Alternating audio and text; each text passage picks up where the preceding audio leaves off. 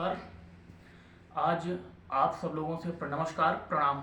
आज आप सब लोगों से मैं बिंद में जो औद्योगिक क्षेत्र है और जो औद्योगिक इकाइयाँ स्थित हैं उनके बारे में चर्चा करने के लिए उपस्थित हुआ हूँ।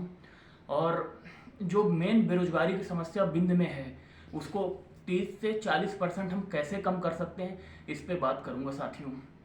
जो बिंद में, जैसा कि आपको पता है कि सीमेंट प्लांट और इसके बाद अभी गुड़ में सोलर पावर प्लांट लगा हुआ है। मैं गुड़ सोलर पावर प्लांट से आपसे चर्चा शुरू करता हूं। साथियों, जैसा कि आपको पता है कि गुड़ सोलर पावर प्लांट जो स्थित है उसमें करीब 1500 हेक्टेयर में वो उसकी स्थापना हुई है, वो बना हुआ है। लेकिन मैं ये आरोप लगाता हूं कि जो रोजगार देने में यहाँ पे मनमानी की गई है, स्थानीय युवाओं को रोजगार नहीं दिया गया है।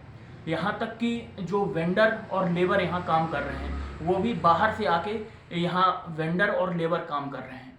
और इसके बाद मैं आपको बताना चाहूँगा कि अगर यहाँ बिंद में जो औद्योगिक संसाधन उपलब्ध हैं, अगर स्थानीय युवाओं को रोजगार दिया जाए तो जो रोजगार की समस्या है 30 से 40% बिंद में कम हो जाएगी। साथियों, यहाँ पे ऐसा हो रहा है कि हम अपने ही घर में किराएदार हैं। अगर हमने बिंद में किसी को फूलने का मौका दिया है, आगे बढ़ने का मौका दिया है, तो हमारे ही रोजगार के हक में डाका डाला जा रहा है। मैं आपसे कहना चाहूँगा कि इसका विरोध करिए। आप जिस स्तर पे हैं उस स्तर पर इसका विरोध करिए। और अगर आपको सहयोग की ज़रूरत है तो मैं और मेरा संगठन आपके साथ हैं और इसमें खुल के सामने आइए। इसके बाद मैं आपसे एक और एक्सीडेंट अभी रिसेंटली हुआ है वो भी आपसे शेयर करना चाहूँगा। मैहर में जो अल्ट्राटेक सीमेंट प्लांट है उसमें हमारे सहयोगी हैं प्रशांत शुक्ला जी ने आरटीआई लगाई थी कि प्रदूषण को कंट्रोल करने के लिए आपके मतलब उस सीमेंट प्लांट के द्वारा क्या किया जा रहा है उसकी रिपोर्ट हमें बताई जाए और आपके किस अधिकारी ने कब विजिट की थी उसकी रिपोर्ट दी जाए।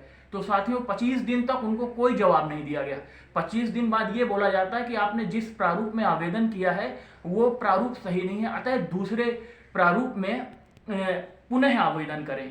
तो ये एक जानकारी छिपाने की, जानकारी न देने की, टाल मटोल करने वाली इनकी आदत है। और मैं आरोप लगा रहा हूं कि ये कंपनियां स्थानीय लोगों को रोजगार देने में मनमानी कर रही हैं। ये स्थानीय लोगों को प्रेफर नहीं करती हैं। ये प्लेसमेंट के नाम पे दूसरे राज्यों के युवाओं को लेके यहाँ आती हैं और वो नौकरी कर रहे हैं।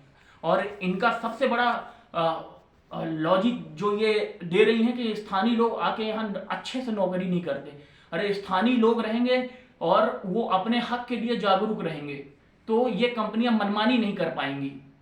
इसलिए ये स्थानीय लोगों को रोजगार देने में पीछे हैं। और ये आज से नहीं, काफी टाइम से इन्होंने एक अघोषित बैन लगा रखा है स्थानीय लोगों को रोजगार देने के नाम पे। बस खाना पूर्ति के नाम पे 2-4% ये रिक्रूट करते हैं। बाकी मैक्सिमम लोग मध्य प्रदेश के बाहर से आके यहाँ नौकरी कर रहे हैं। ये हमारे हक में डाका डाल रहे हैं। इनका विरोध करिए। आप जिस लेवल पे हैं उस लेवल पे इनका विरोध करिए। और अगर आज हमने आवाज नहीं उठाई तो आने वाले टाइम पे इनका इसी तरीके से मनोबल बढ़ता चला जाएगा और आगे ये अपनी मनमानी इसी तरीके से करती रहेंगी ये कंपनियां। अतः साथियों, मैं आपसे पुनः अनुरोध करता हूं कि इसके खिलाफ मुखर होइए, एक आवाज बनिए। और अगर हमने बिंद में रोजगार ले लिया, स्थानीय लोगों को रोजगार मिलने लगा, तो ये जो हमारे क्षेत्र में रोजगार की समस्या है वो काफ़ी कम हो जाएगी।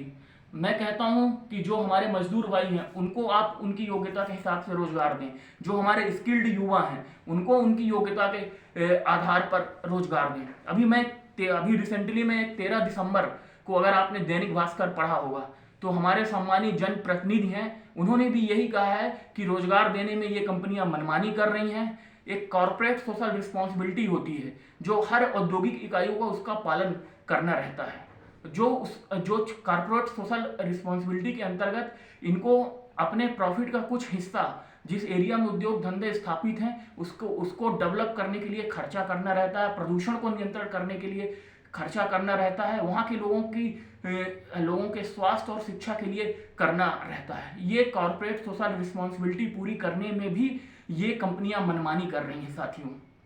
तो इनका विरोध होना चाहिए। आप सब लोग जागरूक होइए और इनका विरोध करिए। और मैंने पहले भी बोला, एक बार फिर मैं रिपीट करता हूं कि हम अपने ही घर में किराएदार नहीं हैं और संवैधानिक तरीके से इनका विरोध होना चाहिए, इनका विरोध किया जाना चाहिए। और मैं अपने संगठन के माध्यम से आपको बता दूं कि ये हमारी लड़ाई बेरोजगारी की, नशे की और बिंद के संस्कृति और कल्चर को बढ़ावा देने की है और हम ये अंतिम सांस तक लड़ेंगे। धन्यवाद, आभार आप सभी।